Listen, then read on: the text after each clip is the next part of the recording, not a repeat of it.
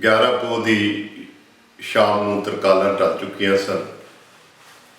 ਮਾਤਾ ਗੁਜਰੀ ਜੀ ਛੋਟੇ ਸਾਹਿਬਜ਼ਾਦੇ ਉਹਨਾਂ ਨੂੰ ਸੂਬਾ ਸਰਹੰਦ ਦੇ ਹੁਕਮ ਨਾਲ, ਵਜੀਦ ਖਾਨ ਦੇ ਹੁਕਮ ਨਾਲ, ਸਰਹੰਦ ਦਾ ਫੌਜਦਾਰ ਅਤੇ ਬੁਰਿੰਡਾ ਕੋਤਵਾਲੀ ਦਾ ਕੋਤਵਾਲ ਜਾਨੀ ਖਾਨ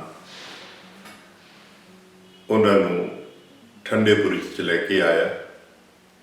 ਅਰੇ ਉੱਥੇ ਕੈਦ ਕਰਨ ਤੋਂ ਬਾਅਦ ਜੋ ਪਹਿਰੇਦਾਰ ਖਿਲਾਰੇ ਗਏ ਉਹਨਾਂ ਨੂੰ ਹਦਾਇਤ ਕੀਤੀ ਕਿ ਇਹਨਾਂ ਨਾਲ ਕੋਈ ਮੁਲਾਕਾਤ ਨਹੀਂ ਕਰੇਗਾ, ਕੋਈ ਖਾਣ ਪੀਣ ਦੀ ਵਸਤੂ ਅੰਦਰ ਨਹੀਂ ਜਾਏਗੀ, ਕੋਈ ਬਿਸਤਰ ਨਹੀਂ ਦਿੱਤਾ ਜਾਏਗਾ, ਕੋਈ ਆਰਡਰ ਨਹੀਂ ਦਿੱਤਾ ਜਾਏਗਾ। ਠੰਡਾ ਬੁਰਜ ਉਸ ਰਾਤ ਦਾ ਗਵਾਹ ਹੈ, ਜਿਹੜੀ ਰਾਤ ਪੋਹ ਦੀ ਠਰੀ ਹੋਈ ਰਾਤ ਮਾਤਾ ਗੁਜਰੀ ਦੀ ਗੋਦ ਦੇ ਵਿੱਚ ਬੈਠ ਕੇ ਛੋਟੇ ਸਾਹਿਬਜ਼ਾਦਿਆਂ ਬਾਬਾ ਜ਼ੋਰਾਵਰ ਸਿੰਘ ਔਰ ਫਤਿਹ ਸਿੰਘ ਜੀ ਨੇ ਗੁਜ਼ਾਰੀ। ਸਤ ਸੰਗਤ, ਤੁਸੀਂ ਅੰਦਾਜ਼ਾ ਲਾ ਸਕਦੇ ਹੋ ਕਿ ਉਸ ਰਾਤ ਛੋਟੇ ਸਾਹਿਬਜ਼ਾਦਿਆਂ ਨੇ ਮਾਤਾ ਗੁਜਰੀ ਜੀ ਨੂੰ ਕਿੰਨੇ ਕੁ ਸਵਾਲ ਕੀਤੇ ਹੋਣਗੇ ਤੇ ਮਾਤਾ ਗੁਜਰੀ ਜੀ ਨੇ ਉਹਨਾਂ ਨੂੰ, ਬੱਚਿਆਂ ਨੂੰ ਕਿੰਜ ਤਰਵਾਸ ਦਿੱਤਾ ਹੋਵੇਗਾ। ਉਹ ਆਪਣੀ ਹਿੱਕ ਨਾਲ ਲਾ ਕੇ ਉਹਨਾਂ ਨੂੰ ਸੁਲਾ ਵੀ ਰਹੇ ਸੀ ਤੇ ਨਾਲ ਇਹ ਵੀ ਦੱਸ ਰਹੇ ਸੀ ਕਿ ਬੱਚਿਓ, ਕੱਲ੍ਹ ਤੁਹਾਡਾ ਬਹੁਤ ਵੱਡਾ ਇਮਤਿਹਾਨ ਹੈ, ਕਿਉਂਕਿ ਬੁਰਜ ਵਿੱਚ ਕੈਦ ਕਰਨ ਤੋਂ ਪਹਿਲਾਂ ਫੌਜਦਾਰ ਇਹ ਹੁਕਮ ਸੁਣਾ ਗਿਆ ਸੀ ਕਿ ਕੱਲ੍ਹ ਇਹ ਬੱਚਿਆਂ ਨੂੰ ਸੂਬਾ ਸਰਹੰਦ ਦੀ ਕਚਹਿਰੀ ਵਿੱਚ ਪੇਸ਼ ਕਰਨਾ ਹੈ। ਉਹਨਾਂ ਦਾ ਖਿਆਲ ਸੀ ਕਿ ਪਹਿਲਾਂ ਬੱਚਿਆਂ ਨੂੰ ਪੇਸ਼ ਕੀਤਾ ਜਾਏ, ਉਹਨਾਂ ਨੂੰ ਲੋਭ ਲਾਲਚ ਔਰ ਕੁਝ ਤਸੀਹੇ ਦੇ ਕੇ ਗੁਰੂ ਸਾਹਿਬ ਦੇ ਛੋਟੇ ਲਾਲਾ ਨੂੰ ਮੁਸਲਮਾਨ ਬਣਾ ਲਿਆ ਜਾਏਗਾ। ਉਸ ਤੋਂ ਬਾਅਦ ਇਹ ਇਤਲਾਹ ਮਾਤਾ ਗੁਜਰੀ ਜੀ ਨੂੰ ਦਿੱਤੀ ਜਾਏਗੀ ਤੇ ਇਸ ਸਿਲਸਿਲੇ ਨੂੰ ਅੱਗੇ ਤੋਰਿਆ ਜਾਏਗਾ।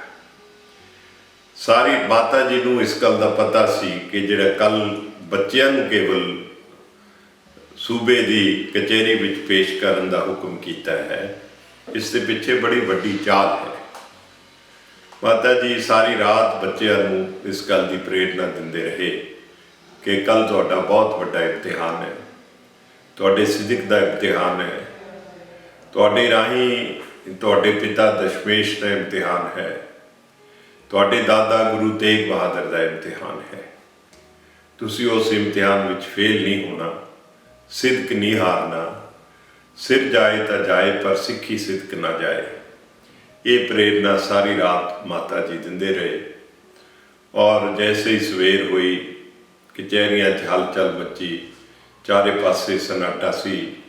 ਲੋਕਾਂ ਵਿੱਚ ਇਸ ਗੱਲ ਦਾ ਸਹਿਮ ਸੀ, ਆਮ ਲੋਕਾਂ ਨੂੰ ਪਤਾ ਸੀ ਕਿ ਗੁਰੂ ਜੀ ਦੇ ਲਾਲ ਔਰ ਮਾਤਾ ਜੀ ਨੂੰ ਠੰਡੇ ਬੁਰਜ ਵਿੱਚ ਕੈਦ ਕਰ ਦਿੱਤਾ ਔਰ ਭੁੱਖੇ ਭਾਣੇ ਰੱਖਿਆ ਹੋਇਆ। ਰਾਤ ਦੇ ਸਨਾਟੇ ਵਿੱਚ ਬਾਬਾ ਮੋਤੀ ਮਹਿਰਾ ਛਿਪ ਕੇ ਚੋਰੀਓਂ, ਜੋ ਬੁਰਜ ਦੇ ਨਾਲ ਇੱਕ ਪੁਰਾਣਾ ਬੋਹੜ ਦਾ ਰੁੱਖ ਸੀ ਜਿਸ ਦੀਆਂ ਜੜ੍ਹਾਂ ਔਰ ਸ਼ਾਖਾਵਾਂ ਠੰਡੇ ਬੁਰਜ ਨਾਲ ਜੁੜਦੀਆਂ ਸਨ, ਉਸ ਤੋਂ ਦੀ ਚੜ੍ਹ ਕੇ ਉਸ ਨੇ ਮਾਤਾ ਜੀ ਔਰ ਬੱਚਿਆਂ ਨੂੰ ਦੁੱਧ ਦਾ ਗੜਬਾ ਪੇਸ਼ ਕੀਤਾ। 3-4 ਦਿਨਾਂ 'ਚ ਸ਼ਾਇਦ ਉਹੀ ਇੱਕ ਖੁਰਾਕ ਸੀ ਜਿਹੜੀ ਮਾਤਾ ਜੀ ਨੇ ਜਾਂ ਬੱਚਿਆਂ ਨੇ ਆਪਣੇ ਸੇਵਨ ਕੀਤੀ। ਸਵੇਰੇ ਮਾਤਾ ਜੀ ਨੇ ਬੜੇ ਪਿਆਰ ਨਾਲ ਬੱਚਿਆਂ ਨੂੰ ਤਿਆਰ ਕੀਤਾ, ਸ਼ਿੰਗਾਰਿਆ, ਦਸਤਾਰਾਂ ਸਜਾਈਆਂ ਔਰ ਉਹਨਾਂ ਨੂੰ ਬਾਰ-ਬਾਰ ਇਹ ਪ੍ਰੇਰਨਾ ਕੀਤੀ ਕਿ ਬੱਚਿਓ, ਜੋ ਮਰਜ਼ੀ ਹੋ ਜਾਏ, ਸਿੱਖੀ ਸਿਦਕ ਨਹੀਂ ਹਾਰਨਾ, ਦਸ਼ਮੇਸ਼ ਪਿਤਾ ਨੂੰ ਪਿੱਠ ਨਹੀਂ ਦੇਣੀ। ਔਰ ਨਾਲ ਕਿਹਾ, ਜਾ ਕੇ ਸੂਬੇ ਨੂੰ ਫਤਿਹ ਗਜਾਇਓ। ਲੇਕਿਨ ਜਦੋਂ ਇਹ ਮਾਤਾ ਜੀ ਪ੍ਰੇਰਨਾ ਦੇ ਰਹੇ ਸੀ, ਉਦੋਂ ਕੁਝ ਅਹਿਲਕਾਰ ਬਾਹਰ ਇਹ ਗੱਲਾਂ ਸੁਣ ਵੀ ਰਹੇ ਸੀ। ਉਹ ਜਾਂਦੇ ਹੋਏ ਰਸਤੇ 'ਚ ਬੱਚਿਆਂ ਨੂੰ ਕਹਿ ਰਹੇ ਸੀ ਕਿ ਜਾ ਕੇ ਝੁੱਕ ਕੇ ਸਲਾਮ ਕਰਨੀ ਹੈ ਵਜੀਦ ਖਾਨ ਨੂੰ। ਔਰ ਉਹਨਾਂ ਨੂੰ ਕੈਸੇ ਬਹੁਤ ਭੀੜੇ ਔਰ ਤੰਗ ਰਸਤੇ ਵਿੱਚੋਂ ਗੁਜ਼ਾਰਿਆ ਗਿਆ ਕਿ ਜਦੋਂ ਸਾਹਿਬਜ਼ਾਦੇ ਉੱਥੋਂ ਗੁਜ਼ਰਨਗੇ ਤੇ ਆਪਣੇ ਆਪ ਉਹਨਾਂ ਦੇ ਸਿਰ ਨੀਵੇਂ ਹੋਣਗੇ ਤੇ ਕਿਹਾ ਜਾਏਗਾ ਕਿ ਉਹਨਾਂ ਨੇ ਝੁੱਕ ਕੇ ਸਲਾਮ ਕੀਤੀ ਹੈ। ਲੇਕਿਨ ਗੁਰੂ ਦੇ ਲਾਲਾ ਨੇ ਇਸ 'ਤੇ ਬਰਅਕਸ ਕੀਤਾ। ਉਹਨਾਂ ਉਸ ਨਿੱਕੇ ਜਿਹੇ ਭਗੋਰੇ 'ਚ ਹੀ ਪਹਿਲਾਂ ਆਪਣੀਆਂ ਲੱਤਾਂ ਅੱਗੇ ਕੀਤੀਆਂ, ਉਸ ਤੋਂ ਬਾਅਦ ਆਪਣੇ ਸਰੀਰ ਅੱਗੇ ਕੀਤੇ।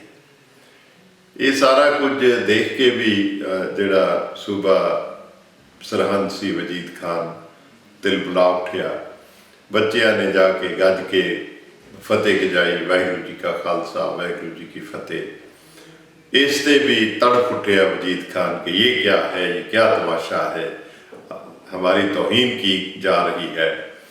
तो हुक्म किया एहलकारा कि इनको थोड़ा सबक सिखाओ। और सबक इस तरह सिखाया गया कि बच्चों नूं जांदियां नूं पहलां खमचियां नाल मारिया गया। खमची हुंदी है चमड़े के छैटे जिहदे नाल घोड़े दौड़ाए जाते हैं। ये अहलकार दे जिहड़े पहरेदार ने या चौकदार ने उन्हां पास इस किस्म के उन्हां जमाने तरह तरह के रखे हुंदे सन हथियार। तो जानसार बच्चों नूं तसीहे दिते गए, छमकियां मारियां गईयां। तो फिर उन्होंने समझाया भी गया कि जे तुसी इस्लाम कबूल कर लो, मुसलमान हो जाओ, अपने पिता का रस्ता छड़ जाओ, तुहानूं खूबसूरत बेगमां दे डोले जिहड़े हन तुहाडीआं शादियां कीतियां जाणगीआं। पर साहिबजादे टस तो वस ना होए। इस गुस्से में आके वजीद खान ने फिर हुक्म किया कि इन्हां दे हथ पिछे नूड़ दिओ और इन्हां सामने जो कचहरियां विच एक पिपल सी उस नाल बन दिओ। इसका जिक्र बाबा दुन्ना सिंह जी हडूरिया कथा गुरु जी के सूतन की जो उस वेले सरहंद दे इर्द गिर्द मौजूद सन और ये सारे वाकयात दे गवाह हैं। मैं बाबा दुन्ना सिंह हडूरिया की ये अप्रकाशित किश्त जिहड़ी है कथा गुरु जी के सूतन की, इसनूं सब तो रेलेवेंट गवाही बनता हाँ, बेहद भरोसेयोग, क्योंकि उन्होंने हकीकत बयानी की। उहदे चों लिखते हैं कि पीपल बन गुलेले मारे, पिपल नाल बन्ने गए बच्चे, फिर उन्होंने अखां विच गुलेला मारिया गईयां, रस्सियां नाल बन्ने गए, छांटियां नाल मारे गए, तीर भी उन्होंने ते साधे गए डराउण दे वास्ते। लेकिन जदों गुलेले मार रहे सी तां एक गुलेल दा रोड़ा तेज़ रोड़ी जिहड़ी सी छोटे साहिबजादे बाबा फतेह सिंह दी सज्जी अख च जा वजी, जिस दे नाल अख विचों खून वगना शुरू हो गया। क्योंकि उन्होंने हथ पिछे बन्ने हुए सन। साडे तां अख ते मक्खी बह जे ते असीं झट उसनूं उडाउण दी कोशिश करते हैं, पर उन्हां नूं सिदक दा एडी कठिन प्रीख्या सी कि मासूम साहिबजादियां नूं ये भी नसीब नहीं होया। जदों उन्हां दीआं अखां विचों खून बह रहा सी, उस वेले उठ के नवाब मलेरकोटला ने हा दा नारा मारिया और शेर मुहम्मद खान ने सूबा सरहंद नूं ये कहा कि तू ये मासूम बच्चों ते ये फुल्लां वर्गे बाल ने जिहड़े धुप विच भी घुमला जाते हैं, तू इन्ने उन्हां ते जुल्म ते कहर ढा रहा है, ते तेरे ते अल्लाह का कहर नाज़िल होएगा, तेरियां कुलां दा बीज नाश होएगा, तू बहुत बड़ा जुल्म गुरु गोबिंद सिंह महाराज के बच्चों ते कर रहा है। उन्हें अगों ये भी कहा वजीद खान ने कि तेरे भरा दा जंग विच जिहड़ा कतल है वो गुरु गोबिंद सिंह दे तीर नाल वो मारिया गया, तो हुण समा है तू उसके बच्चों तो बदला ले। बल्कि शेर मुहम्मद खान ने यह कहा कि इस्लाम इस गल की इजाज़त नहीं दिंदा कि बच्चों तो कोई बदला लिया जाए, बच्चों से जुल्म किया जाए। लड़ाई जंग जो है वो गुरु गोबिंद सिंह जी नाल हुई है। जंग के मैदान में जे कोई शहीद हो जाए उसका बदला नहीं लिया जाता। ये आके वो बतौर प्रोटेस्ट उस सभा विचों उठ के चला गया, लेकिन जाता हुआ ये जरूर आ गया वजीद खान नूं कि तेरी कुल का नाश होएगा, तेरे ते अल्लाह का कहर नाज़िल होएगा। उस तो बाद वजीद खान ने हुक्म दिता कि इन्हां बच्चों को खोल दिता जाए। खोल के उन्होंने नज़दीक लिया, उन्होंने पिछले हाथ जिहड़े बन्ने हुए सी वो भी खोले गए। तो जदों वजीद खान के अगे खड़ा किया तो वजीद खान ने छोटे साहिबजादा अपनी अख जिहड़ी सी वो जिहदे जो खून चो रहा सी उहनूं मल रहे सी, दर्द हो रहा सी। वड्डे साहिबजादे ने अपनी बांह छोटे भरा के मोढे ते रखी हुई सी, दोवें एक दूजे के नाल जुड़े हुए सी। तो जदों वजीद खान ने पूछा कि हुण तो मुसलमान हो जाओगे ना, ਹੁਣ ਤੇ ਤਿਆਰ हो। तो दोवां साहिबजादियां ने वो करके सिर मार दिता कि नहीं। और उस तो बाद उसने वो कैद विच आया, उन्हें हुक्म किया कि इन्हां दोवां नूं इत्थे जिंदे नीहां विच चिण दिओ। उस वेले उसके हुक्म की तामील हुई, सरांदियां छोटियां इट्टां मंगाईयां गईयां, चूना गारा मंगाया गया। जिस थड़े ते वो बैठा सी उस दे नाल ही साहिबजादे नूं खड़े करके ਉਹਦੇ ਨਾਲ चिड़ना शुरू किया दीवार में। इन्ने दिनों के भुखे सन, ठंड सी, कहरां दी ठंड सी, कपड़े गिले सन, तो सवेर तो उन्होंने जुल्म हो रहा सी। तो जदों दीवार खड़े किए 3 बार दीवार डिगी, कदे गोडियां ते जाके, कदे छाती ते जाके, जब तीसरी बार दीवार डिगी तो सुच्चा आनंद ने कहा कि ये दीवार च नहीं चने जा सकने, ये गुरु गोबिंद सिंह महाराज की करामात है, ये दीवार पूरी नहीं होनी, इन्हां दे सीस कतल कर दिते जान। जदों तीसरी बार दीवार डिगी तो उदों बच्चे नेम बेहोशी की हालत में सन, तो वो बेहोशी की हालत ही दीवारों के उपर डिगे पे सन। उस वेले वजीद खान ने जलाद नूं बुला के उन्होंने कहा कि इन्हां दे सीस कट दिओ दोवां दे। लेकिन इस्लाम की शरह के मुताबिक किसी मृतक का सीस नहीं कट्टिया जा सकता, क्योंकि उन्होंने नब्ज़ चलती सी लेकिन बेहोशी की हालत सी। इतिहासकार लिखते हैं कि थोड़ी देर उन्होंने पैरों में तेल या घ्यो चस के उन्होंने शरीर में हरकत लियादी गई। उस तो बाद जलाद ने कहा भी तू इन्हों का हुण दोवां दे सीस कट दे। तो जलाद ने कहा मेरी अखां ते पट्टी बन्नो, मैं देख के इन्ने मासूम बच्चों के सीस नहीं कट सकता। वजीद खान ने कहा कि तू डर गया, तू कायर है, तू बुज़दिल है, जा चला जा इत्थों। उन्होंने भी तहखाने च बंद कर दिता। फिर 2 होर जलाद बुलाए जो समाणे दे सन, उन्होंने जलादां नूं बुला के उन्होंने कहा गया कि इन्हां दे सीस कट्टो। उन्होंने दोवां जलादां ने वारी वारी दोवां साहिबजादियां दे जमीन ते पिया दे सीस धड़ नाल जुदा कर दिते। इस दर्दनाक घटना का जिक्र जो है वो 10 बदसावली 10 पातशाहियां की भाई केसर सिंह चिब्बर उस दे विच एक खास घटना नूं इस तरह बयान करते हैं कि जोरावर सिंह अवस्था 9 साल लए, फतेह सिंह अवस्था 7.5 साल लिए। जोरावर सिंह के प्राण बंगे खंडे बेग एकदम छूट गए। फतेह सिंह जी सीस कट जाने के बाद आधी घड़ी चरण मारते रहे और तड़पते रहे। भाव कोई 13.5 मिनट छोटे साहिबजादे सीस कट जाने तो बाद तड़फ तड़फ के उन्होंने अपनी जान दी, पर सिदक नहीं हारिया, गुरु नूं पिठ नहीं दी। एडा वड्डा इम्तिहान, एडी वड्डी परीक्षा संसार के सब तो छोटे शहीदां दी जिस विचों गुजर के उन्होंने इतिहास लिखा। ये इतिहास साडी हमेशा लई विरासत बन गया। और ये घटना की जिहड़ी जानकारी है वो भी विचित्र ढंग नाल माता गुजरी जी नूं ठंडे बुरज दिती गई। जदों ये सारी घटना हो गई, लोग उठ के जान लगे, तो फौजदार ने पूछा कि इन्हां लाशां दा ते सिरां दा की करिए। तो वजीद खान ने कहा सी सिर तां उस बुढ़ड़ी नूं ठंडे बुरज विच भेज दिओ तोहफे के तौर पर, जिसने इन्हां दे दिमाग खराब किए हुए सन, और शरीर इन्हां दे किले दी पिछले पासे नदी के किनारे जंगल विच सुटवा दिओ ताकि जंगली जानवर इन्हां दे शरीरां नूं खा जाण।